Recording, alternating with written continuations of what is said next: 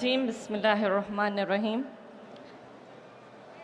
न पूछो ज़माने से कि क्या हमारी कहानी है, हमारी पहचान तो बस इतनी है कि हम सब हिंदुस्तानी हैं।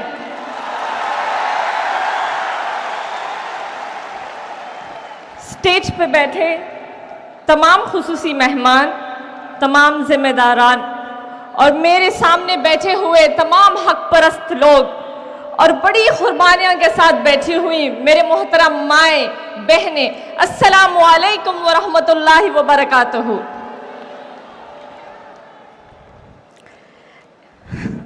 इक्वल राइट्स टू ऑल, सबको बराबर का हक, दुनिया की सबसे बड़ी डेमोक्रेसी के सबसे वजनदीदार शब्द। हिंदुस्तान का कॉन्स्टिट्यूशन हमें इक्वल राइट्स टू ऑल की आज़ादी देता है, लेकिन आज का पॉलिटिकल सिचुएशन ने इस मतलब को ही बदल दिया है। यहाँ सिर्फ उनकी हिफाजत और राइट्स मिल रही हैं जो आज मौजूदा सरकार की चापलूसी करता है, वो चाहे रेपिस्ट हो, क्रिमिनल हो, चोर हो या लिंचिंग करने वाला हो। इनका एक नया मोटो है, या तो बीजेपी के साथ जुड़ जाओ या तो फिर जेल चले जाओ। ऐसे बहुत सारे एग्जाम्पल्स हमारे सामने हैं।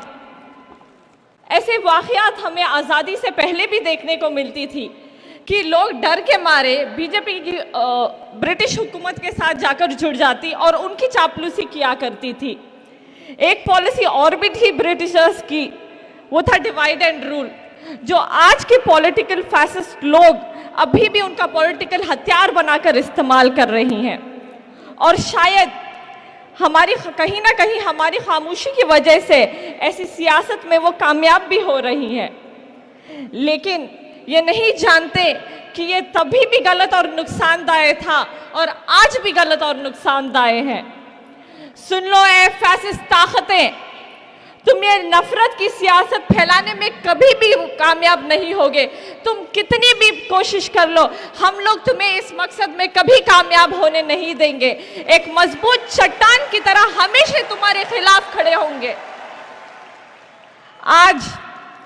आज हिंदुस्तान की हालत बहुत ज्यादा पस्त है, लेकिन जनाब कहने से नहीं थकते कि सब कुछ ठीक है।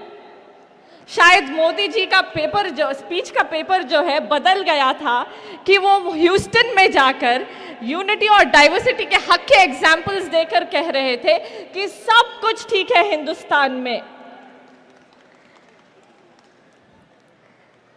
एक तरफ से कहते हैं कि आर्टिकल 370 को निकालकर अन्य हिंदुस्तानियों की तरह कश्मीरियों को भी पूरा अधिकार दिया जाएगा।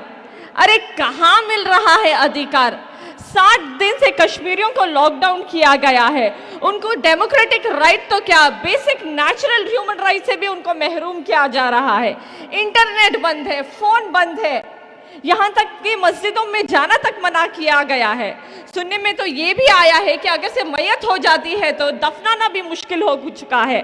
अरे कहना आसान है कि सब कुछ ठीक है, लेकिन हकीकत कुछ और है। और हकीकत जानने के लिए मोदी जी आपको अपने विदेशी दौरे छोड़कर अपने मुल्क हिंदुस्तान में वक्त बिताना चाहिए। अरे खौफ कीजिए उन मजलूमों की हाय से, कहीं खुदरत का कहर तुम पर ना बरस पड़े। और अब तो लगता है कि खुदरत का कहर बरसना शुरू हो चुका है। जीडीपी 8% से लेकर 5% हो चुकी है। ऑटोमोबाइल कंपनीज बंद हो रही है, व्यापारियां सड़क पर आ चुकी हैं और एक सर्वे रिपोर्ट के हिसाब से अनएम्प्लॉयमेंट 35 साल से सबसे ज्यादा है। और एशियन करेंसी में तो हमारा वर्स्ट परफॉर्मेंस रहा है। यहां तक कि आम आदमियों को 2 वक्त का खाना खाना भी बहुत मुश्किल हो चुका है। जिस देश की अर्थव्यवस्था यानी कि इकोनॉमिक कंडीशन कगार पर है, लेकिन इनके अय्याशों में कोई कमी नहीं है। बहुत हो चुकी भारत के खर्चे पर विदेश यात्राएं, टैक्स पेयर के खर्चे पर विदेश यात्राएं। अरे आपका क्या है? आप तो कहते हैं कि मैं फकीर हूं, झोला लेकर चला जाऊंगा। अन्य हिंदुस्तानियों का क्या होगा? वो कहां जाएंगे? एक वक्त था एक वक्त था जब हम डरते थे बेईमानों से, जालिमों से, गद्दारों से। हिफाजत की क्या उम्मीद करें उन हुक्मरानों से जब अपना घर लुट रहा है अपने ही चौकीदारों से। ये लोग डेवलपमेंट की बात करने की बजाय जो वक्त की सख्त ज़रूरत है, बजाय उसके ये आरटीआई, एनआरसी, ट्रिपल तलाक बिल, आर्टिकल 370, एंटी कन्वर्शन और एनआईए चेंजेस जैसे ड्रकोनियन लॉज इंप्लीमेंट करने में लगी हैं। ये बहुत बड़ी तबाही के आसार है। मैं हमारी हिंदुस्तान की आवाम से कहना चाहती हूँ कि अपनी आंखें खोले और इस पस मंजर से बाहर निकले। वक्त आए तो हालात के साथ लड़ना भी सीखे। बदल जाओ वक्त के साथ या फिर वक्त बदलना सीखो। बदल जाओ वक्त के साथ या फिर वक्त बदलना सीखो। मजबूरियों को मत कोसो, हर हाल में चलना सीखो। हिंदुस्तान बना है कश्मीर से लेकर कन्याकुमारी तक, गुजरात से लेकर अरुणाचल तक, हिंदी से लेकर मलयालम तक और गुजराती से लेकर बंगाली तक। ये हिंद की खासियत है कि ये जुड़ा हुआ है। ये गंगा जमुना की तहजीब है, इसे तोड़ने की कोशिश मत करो। सारी दुनिया पर नजर घुमा के देख लो। यूनिटी और डाइवर्सिटी में यूनिटी की इससे बेहतरीन मिसाल तुम्हें कहीं नहीं मिलेगी। सिर्फ अपने पॉलिटिकल फायदे के लिए एक दूसरे को दुश्मन मत बनाओ। हिंदुस्तानियों जाग जाओ, अब तो जाग जाओ। जिंदा दिल है वो लोग जो बेखौफ होकर हक के लिए आवाज उठाते हैं। जो लोग चोर है, करप्ट है, जेल जाने की डर से बीजेपी में जाकर जुड़ जाते हैं। याद रहते हैं वो लोग जो मरकर भी अपनी छाप छोड़ जाते हैं, जैसे कि टिप्पू, गौरी और करकरे। बेइज्जत है वो लोग जो जिंदा रहकर भी जिल्लत में मिल जाते हैं। मैं ऐसे लोगों का नाम लेना भी गवारा नहीं समझती। ऐसे सूरत हाल में मैं सलाम करना चाहती हूँ पॉपुलर फ्रंट ऑफ इंडिया का, जो डेमोक्रेसी और सेक्युलरिज्म का झंडा पकड़कर आज भी हक के लिए डट कर खड़ा है। और उनका साथ देने के लिए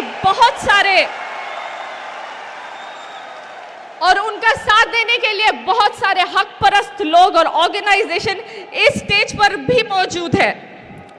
हिंदुस्तान वीर योद्धा की टोली के नाम से जाना जाता था, टिप्पू सुल्तान, भगत सिंह, झांसी की रानी। लेकिन हिंदुस्तान आज भगोड़े, रेपिस्ट, फैसिस्ट, लिंचिंग करने वालों के नाम से जाना जा रहा है। सोने की चिड़िया आज मजलूमों का पिंजरा बन रहा है।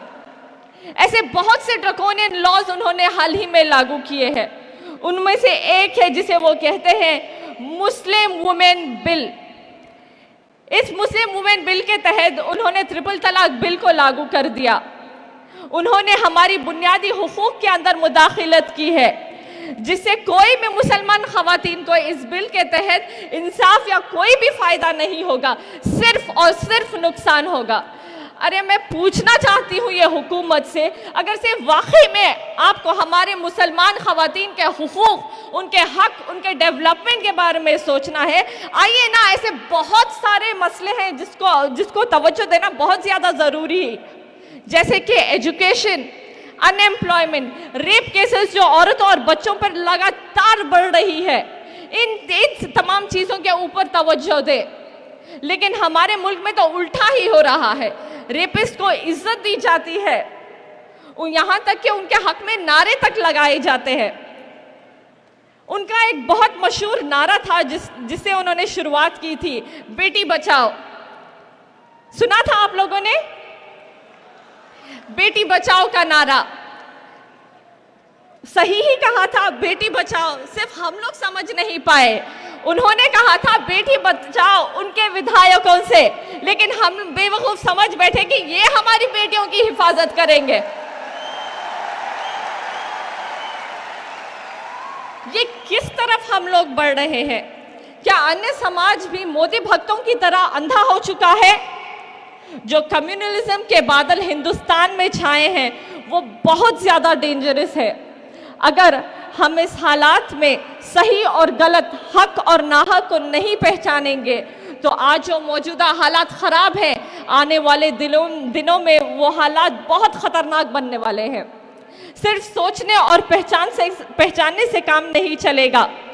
हमें हिंदुस्तान की कॉन्स्टिट्यूशन ने ये आज़ादी दी है और ये हक दिया है कि हमारे डेमोक्रेटिक तरीक़े से एकजुट होकर इसके खिलाफ आवाज़ उठाए।